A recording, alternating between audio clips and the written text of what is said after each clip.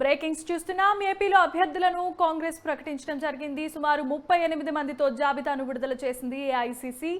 10 స్థానాల్లో అభ్యర్థులను మార్చినట్లుగా తెలుస్తోంది కాంగ్రెస్ అధిష్టానం.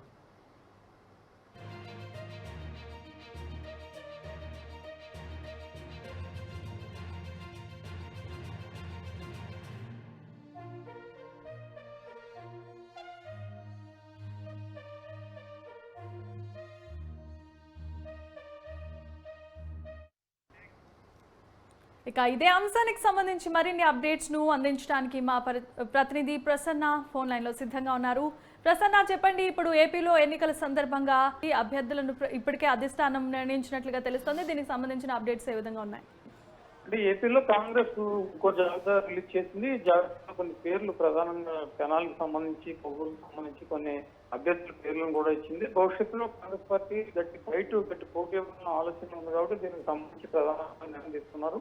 అందులో భాగంగానే ఈ లిస్ట్ వచ్చింది. షర్మిల కూడా ఒక పక్క రాజకీయ యాత్రలో బిజీగా ఉన్నారు. పక్క కర్నూలు, చిత్తూరు పర్యటనలు చేస్తున్నారు.